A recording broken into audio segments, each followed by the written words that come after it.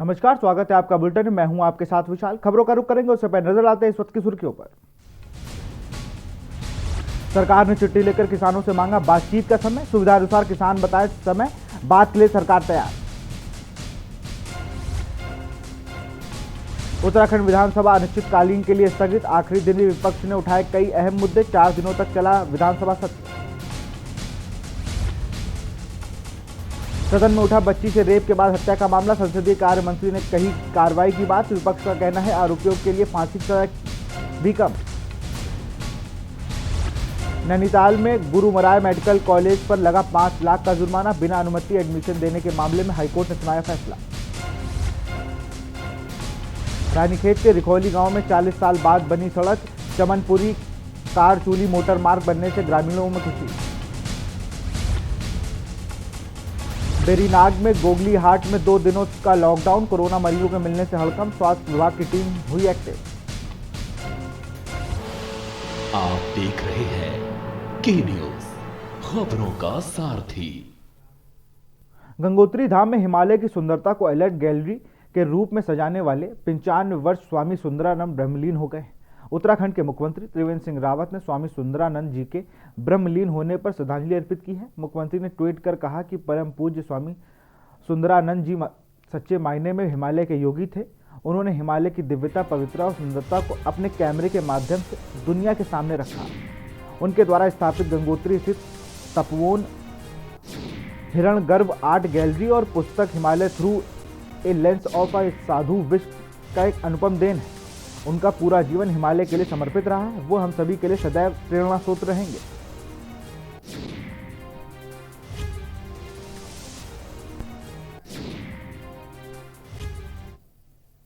खबर देहरादून से है। उत्तराखंड विधानसभा के 4 दिवसीय शीतकालीन सत्र आज संपन्न हो गया। सत्र अनिश्चितकालीन के लिए स्थगित कर दिया गया। शीतकालीन सत्र में अनुपूरक बजट सहित 7 विधेयक पास हुए। विधानसभा अध्यक्ष प्रेमचंद अग्रवाल ने 4 दिनों तक चले सत्र के कामकाज की जानकारी देते हुए बताया कि 4 दिनों का सत्र काफी कामकाजी रहा। कोरोना महामारी के बीच सभी विधायकों ने नियम का पालन किया। सत्र में कुल 19 घंटे 10 मिनट तक चला, जिसमें अनुपूरक बजट पास कराए जाने के साथ ही कुल 485 सवाल उठाए गए, जिसका सरकार ने जवाब दिया। आपको बता दें कि सदन की कार्रवाई 21 दिसंबर से शुरू हुई थी। सदन की कार्रवाई 3 दिनों के लिए तय की गई थी, लेकिन विपक्ष की मांग के बाद सदन की कार्रवाई 1 दिन के लिए और बढ़ा दिया गया था, जिसमें विपक्ष की ओर से जनहित के जुड़े मुद्दों को उठाया गया। देखिए, आज हमारा विधानसभा का सत्र संपन्न हो गया है और आपको सबको पता ही है कि 21 से 23 तारीख तक का ये सत्र पहले घोषित किया गया था, लेकिन 1 दिन और बढ़ाया गया। तो मैं कह सकता हूं कि ये सत्र हमारा कामकाजी सत्र रहा। और इसमें जो एक बड़ी बात मैं कह सकता हूं कि जब शुरुआत हमने की तो योग से की, और योग से करने का परिणाम ये निकला कि पूरे 4 दिन बड़े हास परिहास के और सुंदर वातावरण में हमारा ये सत्र संपन्न हुआ। उत्तराखंड विधानसभा के शीतकालीन सत्र के चौथे दिन भी हंगामेदार शुरुआत हुई। विपक्ष ने सदन में सड़क तक सरकार को घेरने की रणनीति बनाई थी। इसी के तहत कांग्रेस प्रदेश अध्यक्ष प्रीतम सिंह के नेतृत्व में कांग्रेस विधायकों ने बढ़ती महंगाई के विरोध में जमकर विरोध प्रदर्शन किया।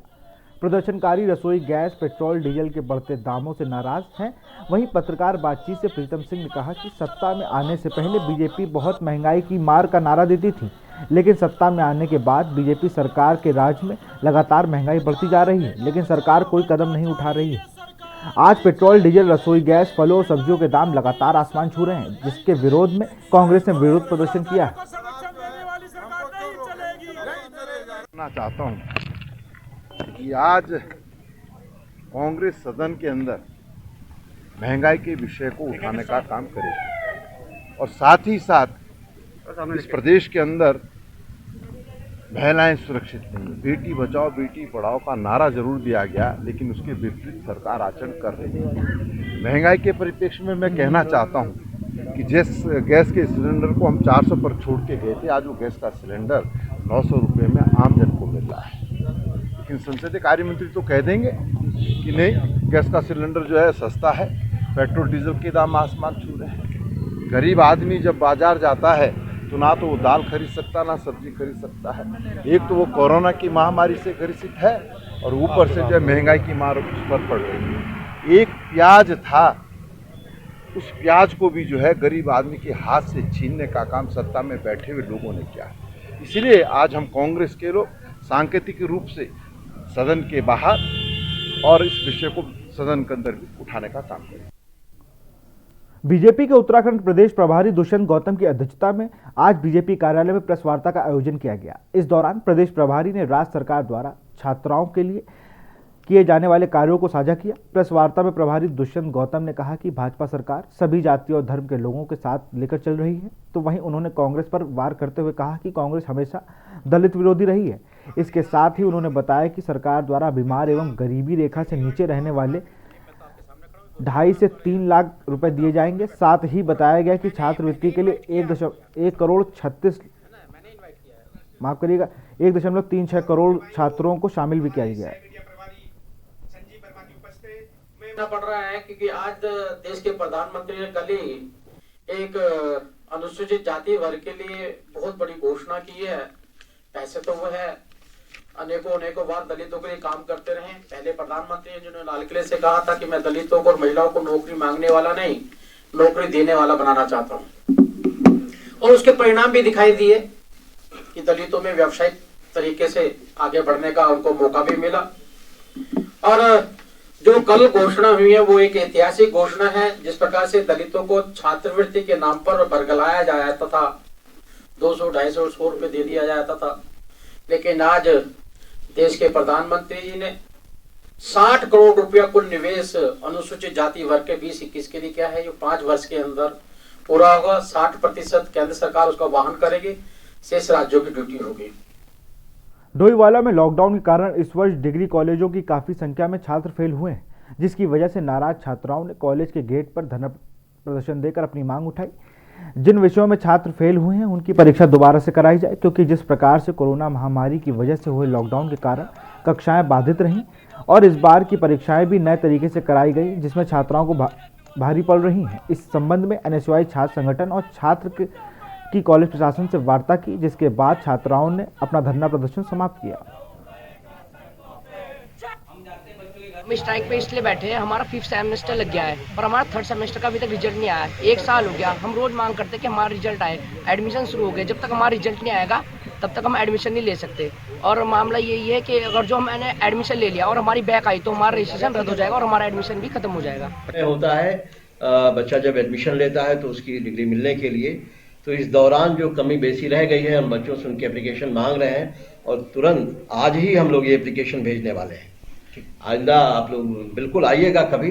पहले भी ऐसे केसेस हुए हैं और हम लोगों ने वो काम कराए हैं और हम इससे अवगत हैं, इसमें कोई चिंता की बात नहीं। हम लोग खबर देहरादून से। उत्तराखंड विधानसभा सत्र के चौथे दिन कांग्रेस ने महंगाई को लेकर सरकार के खिलाफ जमकर हल्ला बोला, जिसको लेकर शासकीय प्रवक्ता मदन कौशिक ने कहा कि राज्य में भाजपा की सरकार आने के बाद से महंगाई कंट्रोल में है। साथ ही विपक्ष पर चोट करते हुए उन्होंने कहा कि कांग्रेस शासन के दौरान महंगाई चरम पर थी और अब भी कांग्रेस शासित प्रदेशों में महंगाई पूरी तरीके से बढ़ी हुई है और कांग्रेस इस तरह के प्रदर्शन बेबुनियाद हैं, जिसका जनता भी भली भांति समझती है। उससे अलग जो हमारे राज्य खाद्य योजना के अंतर्गत है, उनको हम 8 रुपए 60 पैसे और 11 रुपए किलो। एक विषय महंगाई को लेकर आया था। महंगाई में हमने बताया कि 23 लाख परिवार उत्तराखंड में हैं, उसमें से हम अलग अलग योजनाओं में जो सफ़ेद राशन कार्ड और अंत्योदय हैं उनको 2 रुपये और 3 रुपये किलो चावल और हम गेहूँ उपलब्ध करा रहे हैं। वो उससे अलग जो हमारे राज्य खाद्य योजना के अंतर्गत है, उनको हम 8 रुपये 60 पैसे और 11 रुपये किलो हम लोग गेहूँ और चावल की उपलब्धता करा रहे हैं। इस प्रकार 23 लाख परिवारों को हम पूरी राशन की उपलब्धता करा रहे हैं। इससे अलग पूरे 8 शहरों की हमने तुलनात्मक रूप से चार्ट रखा। खबर बेरीनाग से। गंगोली हाट नगर में लगातार कोरोना पॉजिटिव मिलने के बाद कारणों से 2 दिनों के गंगोली हाट में लॉकडाउन लगा दिया गया है। गंगोली हाट बाजार में पूरी तरह से 2 दिनों के लिए बंद रहेगी। सरकारी कार्यालय भी बंद होंगे। साथ ही पूरे क्षेत्र में सन्नाटा पसरा है। स्वास्थ्य विभाग की अलग अलग टीमों ने द्वारा सैंपलिंग की जा रही है। गंगोली हाट क्षेत्र में पिछले 1 सप्ताह के भीतर 200 से अधिक कोरोना के मामले सामने आए हैं। लॉकडाउन के नियमों का पालन करने के लिए पुलिस और प्रशासन की टीम लगातार क्षेत्र में तैनात रही। वहीं एसडीएम बीएस फोनिया ने लोगों से कोरोना के प्रति जागरूक रहने और लॉकडाउन के नियमों का पालन करने की अपील की है। प्रभारी चिकित्सालय अधिकारी डॉक्टर पवन कार्की ने लोगों से मास्क और सामाजिक दूरी का पालन करते हुए कोरोना के लक्षण मिलने पर कोरोना टेस्ट कराने की अपील की है।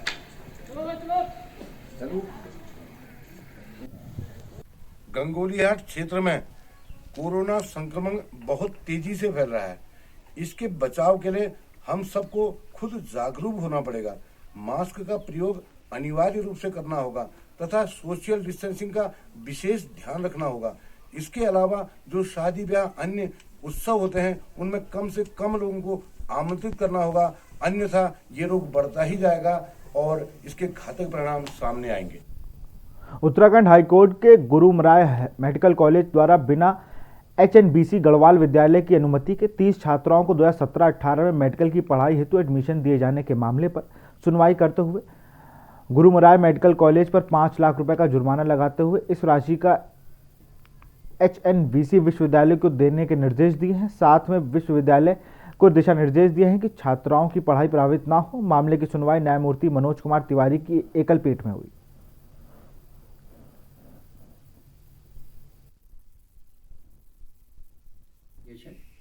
उसको इंस्टीट्यूशन ने ऑनरेबल कोर्ट के सामने चैलेंज किया था। हमने कोर्ट के सामने वो रखा है कि इन्होंने कभी हमारे यहाँ प्रॉपरली अप्लाई नहीं किया एफिलिएशन के लिए और जो भी एडमिशन दिए गए थे वो इलीगल थे। तो कोर्ट ने इंस्टीट्यूट के ऊपर 5 लाख रुपए कॉस्ट लगाई है और which will be paid to the Garhwal university. और बाकी जिससे कि स्टूडेंट्स का इंटरेस्ट हार्म ना हो तो हमको ये डायरेक्शन दी गई है आज कि हम उनका रिमेनिंग कोर्स पूरा करवाएं। पर्यटन के लिए विख्यात सरोवर नगरी में ईसाई धर्म का विशेष इतिहास रहा है। क्रिसमस डे के मौके पर अगर बात गिरजाघरों की जाए तो कम ही लोग जानते हैं कि सदर्न एशिया का पहला मेथोडिस्ट चर्च न केवल नैनीताल में मौजूद है बल्कि इस शहर में कई ऐतिहासिक चर्च और चैपल मौजूद हैं। लिहाजा इस शहर को चर्च का शहर भी कहा जाता है। अपने ऐतिहासिक महत्व के चलते नैनीताल के चर्च में लोगों की आस्था और पर्यटन मुख्य केंद्र बनाए हैं। नैनीताल पहुंचने वाले विदेशी सैलानियों के साथ ही भारतीय सैलानियों के लिए भी मेथोडिस्ट चर्च तो प्रार्थना के लिए पहली पसंद रहता ही है। इसके अलावा भी शहर में अन्य चर्च भी लोग पहुंचते हैं। खासकर क्रिसमस डे के मौके पर नैनीताल में चर्च में बड़ी संख्या में श्रद्धालु पहुंचते हैं।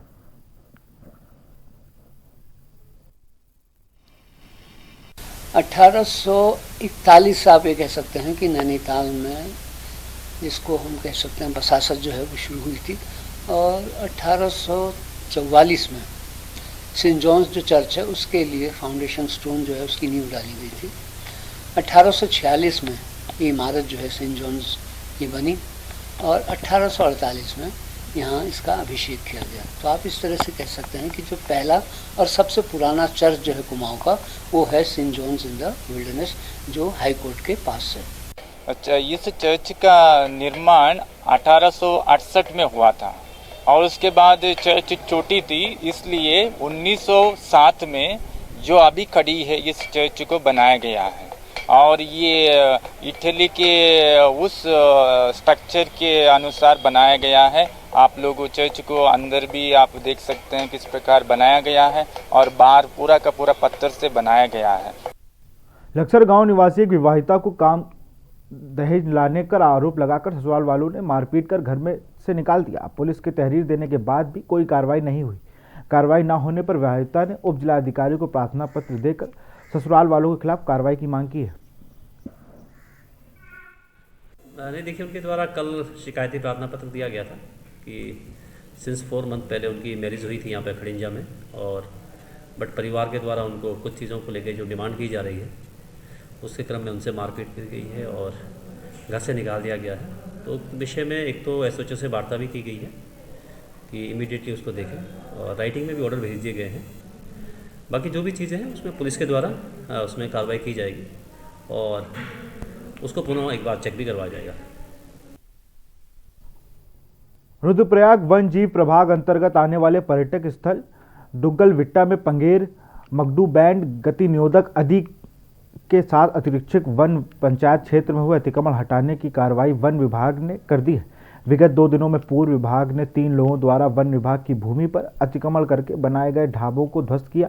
बता दें कि यह ढाबे वन विभाग की आरक्षित भूमि पर कब्जा कर कुंड चोपता हाईवे पर बनाए गए थे। माननीय उच्चतम न्यायालय उत्तराखंड ने जो आदेश दिए थे 2018 में, उसी के आदेशों के अनुसार हम डीएफओ साहब ने यहाँ आदेश दे दिए हैं निलंबन की। उसके बाद जब ये हटा दिए जाएंगे, जब आदेश वहाँ से पारित हो जाएंगे, जैसे हमारे पास आएगा उसके बाद 10 दिन का टाइम देने के बाद हम इनको तोड़ देंगे। अतिक्रमण हुई है, जब से मैं यहाँ आया हूँ तब से 20 दिन तो तोड़ ही रहा हूँ, लेकिन कल रात को मैंने जेसीबी से 3 अतिक्रमण तोड़े हैं, 3 ढाबे। खबर रानीखेत से है। रानीखेत के दिखौली गांव में 40 साल पुरानी चमनपुरी कार चूली मोटर मार्ग का निर्माण कार्य शुरू होने के बाद ग्रामीणों में खुशी का माहौल है। ग्रामीणों का कहना है कि उनके द्वारा 40 सालों से कोशिश करने के बाद रानीखेत विधायक व उपनेता प्रतिपक्ष करण मेहरा ने ये सड़क स्वीकृत कराई है, जिससे ग्रामीण काफी खुश हैं। गांव के बुजुर्ग रामलाल ने बताया कि जिस सड़क के लिए वो 40 साल से प्रयास कर रहे थे, वह सपना आज पूरा हुआ है।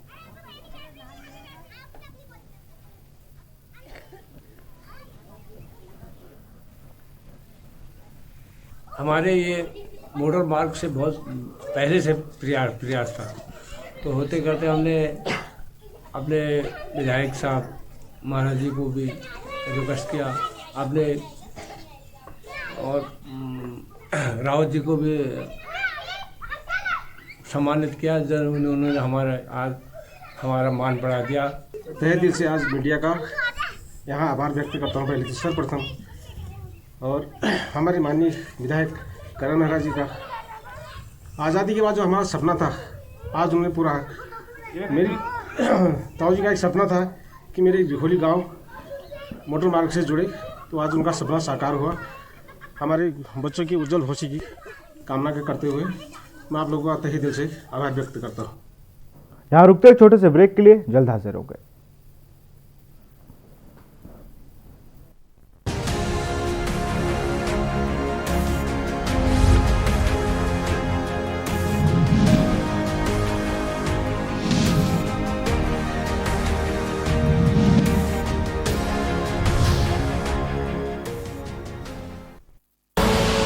आप देख रहे हैं के न्यूज, खबरों का सारथी। खुदी को आजमाया है तो ये अंदाज आया है, खुदी को आजमाया है तो ये अंदाज आया है। तुम में भी मैं हूं, शुद्ध प्लस पान मसाला।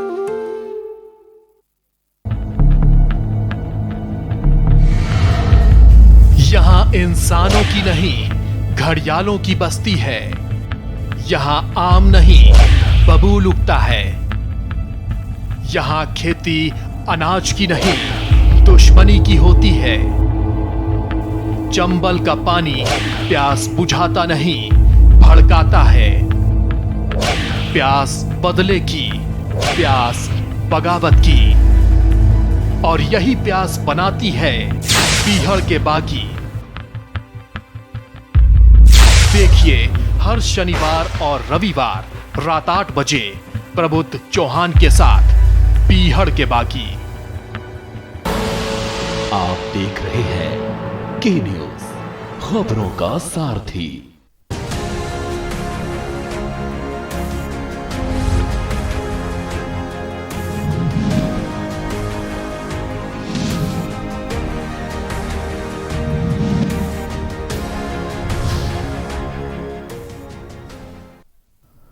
ब्रेक के बाद आपका स्वागत है। खबर रुद्रप्रयाग से है। मिनी स्विट्जरलैंड चोपता और डुग्गलबेट्टा में तीर्थयाटन और पर्यटन को बढ़ावा देने और स्थानीय युवाओं को पर्यटन व्यवसाय से जोड़ने के उद्देश्य से जिलाधिकारी रुद्रप्रयाग मनुज गोयल और केदारनाथ वन जीव प्रभाग डीएफओ अमित कंवर ने स्थानीय व्यापारियों, युवाओं और जनप्रतिनिधियों से सुझाव मांगे और संबंधित विभाग अधिकारियों को समस्याओं के निराकरण के निर्देश दिए। इस दौरान स्थानीय व्यापारियों और जनप्रतिनिधियों के तुंगनाथ घाटी में फैली समस्याओं के निराकरण के लिए मांग की, जिस पर जिलाधिकारी ने उन्हें आश्वासन दिया है कि तुंगनाथ घाटी में फैली हर समस्या का निराकरण आपसी सामंजस्य के साथ किया जाएगा।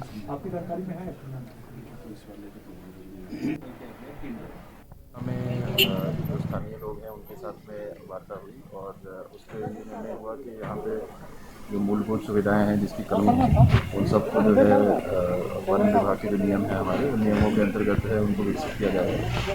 हमारा एसपी साहब का, डीएफओ साहब का और बाकी अधिकारियों का एक दौरा रहा है। कुछ न्यू ईयर की जो यहाँ पे भीड़ काफ़ी लग जाती है, उसकी व्यवस्थाओं को देखने का, और जो अन्य यहाँ पे लाइन डिपार्टमेंट से संबंधित जो सुविधाओं के संबंध में जो व्यवस्थाएं हैं उसके संबंध में, तो कुछ बिजली पानी के इश्यूज़ हैं और बाकी सारे जितने भी इश्यूज़ हैं उन सभी के संबंध में आज यहाँ पे बात करी गई है।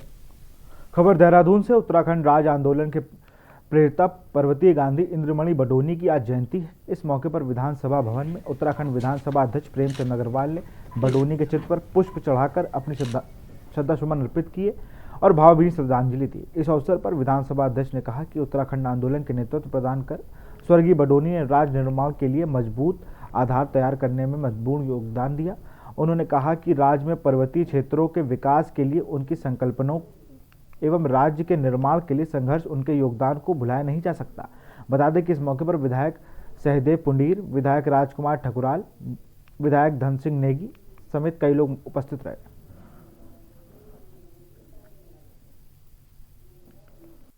विषय जो अभी तक का था, लेकिन इस बीच में हमारे जो प्रदेश के राज्यपाल रहे उत्तर प्रदेश के टाइम के, उनको भी यहाँ श्रद्धांजलि दी गई। और आज चूँकि इंद्रमणि बडोनी जी की जयंती है, मैंने आज उनको अपने कक्ष में भी श्रद्धांजलि दी। आने वाला नववर्ष उसकी भी सदन के अंदर मैंने बधाई दी, और मैं आप सबको भी बधाई दे रहा हूँ कि आने वाला नववर्ष हम सबके लिए मंगलकारी हो और कोरोना जैसी महामारी इस नववर्ष में समाप्त हो, ऐसी भगवान श्री से कामना करता हूं। खबर देहरादून से। हरिद्वार में 11 साल की बच्ची के साथ रेप के बाद हत्या के मामले में विपक्ष ने सदन में भी उठाया, जिसके बाद संसदीय कार्य मंत्री मदन कौशिक ने इस मामले पर बड़ा ऐलान किया है। मदन कौशिक का कहना है कि आरोपियों को किसी भी सूरत में बख्शा नहीं जाएगा। फरार आरोपी को पकड़ने के लिए पुलिस की एक नई टीम गठित की है और साथ ही फरार आरोपियों को पकड़ने के लिए 1 लाख रुपए की घोषणा भी की है, सरकार की तरफ से की गई है। मीडिया से वार्ता करते समय मंत्री मदन कौशिक ने कहा कि आरोपियों के लिए फांसी की सजा भी कम है और घटना को अंजाम देने वाले मुख्य आरोपियों को गिरफ्तार कर लिया गया है और फरार आरोपियों को भी जल्द गिरफ्तार कर लिया जाएगा।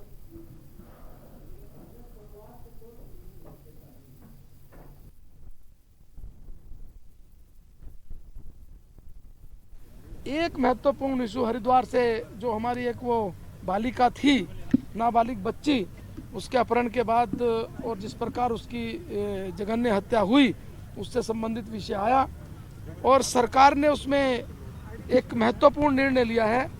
डीआईजी गढ़वाल की अध्यक्षता में एक कमेटी, एक निर्देशन में इसकी जांच कराई जाएगी और केवल जांच ही नहीं कराई जाएगी, अपितु जब तक वो दरिंदे फांसी पर नहीं चढ़ेंगे तब तक न्यायालय में पैरवी भी यही कमेटी करेगी।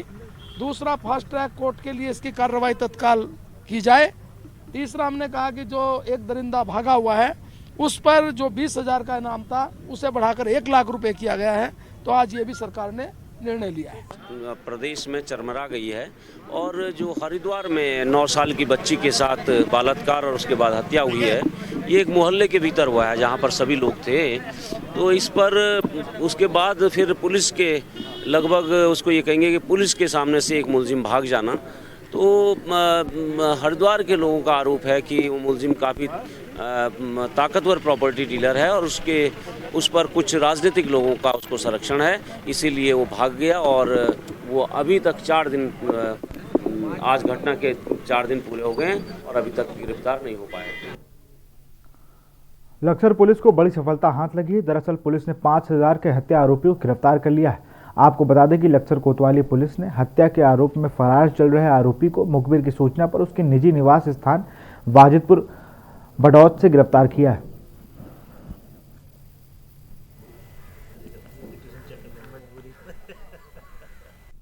आदरणीय डीजीपी सर के द्वारा चलाए जा रहे वांछित और इनामी अपराधियों के अभियान के क्रम में कोतवाली लक्सर टीम के द्वारा प्रभारी निरीक्षक हेमंत सिंह नेगी के नेतृत्व में एक 2013 से इनामी अपराधी राकेश कुमार पुत्र कोलो निवासी बड़ौत बागपत को गिरफ्तार करने में सफलता हासिल की है। उक्त अभियुक्त 364, 302, 120 बी आईपीसी के अभियोग में सरोवर नगरी नैनीताल में शाम ढलते ही हाड़ कपा देने वाली ठंड पड़ने शुरू हो गई है। दिन भर गुनगुनी धूप के बाद शाम को बढ़ती सर्दी के प्रकोप से आम जनजीवन प्रभावित नजर आ रहा है। तो वहीं नगर निगम के द्वारा शहर भर में स्थानीय लोगों के साथ यहां पहुंचे पर्यटकों के लिए भी अलाव जलाने की व्यवस्था शुरू कर दी है। नगर पालिका अधिशासी अभियंता ने बताया कि क्रिसमस डे और न्यू ईयर को देखते हुए लोगों को इस सर्दी से बचाने के लिए शहर के भीड़ भाड़ वाले पर्यटक स्थानों पर भी अलाव की व्यवस्था की गई। वहीं नैनीताल के प्रवेश द्वार पर स्वास्थ्य विभाग और नगर पालिका प्रशासन ने नैनीताल आने वाले पर्यटकों की जांच भी की जा रही है। फिलहाल इतना ही, देखते रहिए वहाँ पर लोगों को नमस्कार। परेशानी देखते हुए अलाव की व्यवस्था भी की जा रही है और जो पूरी सर्दियों तक निरंतर चलती रहेगी।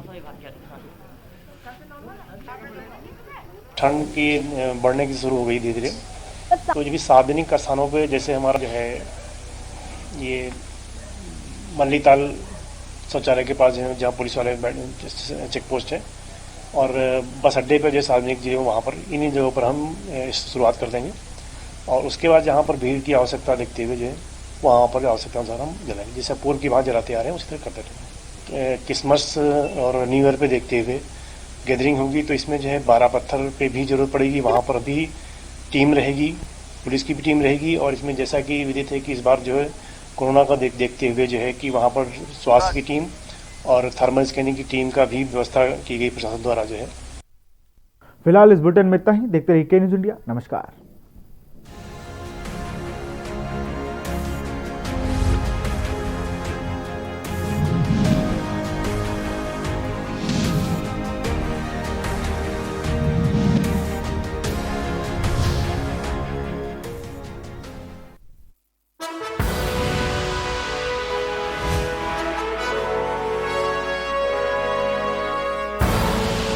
आप देख रहे हैं के न्यूज, खबरों का सारथी।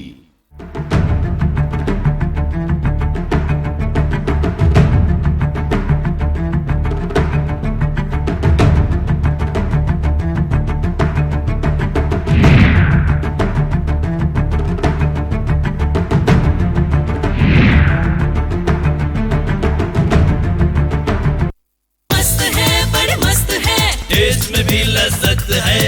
बावर्ची की सोया बड़ी, बावर्ची न्यूट्री सोया बड़ी और टेस्ट में बड़े मस्त है। यहाँ इंसानों की नहीं, घड़ियालों की बस्ती है। यहाँ आम नहीं, बबूल उगता है। यहाँ खेती अनाज की नहीं, दुश्मनी की होती है। चंबल का पानी प्यास बुझाता नहीं, भड़काता है। प्यास बदले की, प्यास बगावत की, और यही प्यास बनाती है पीहड़ के बागी। देखिए हर शनिवार और रविवार रात 8 बजे प्रबुद्ध चौहान के साथ पीहड़ के बागी। करें अपने जीवन को कृतार्थ,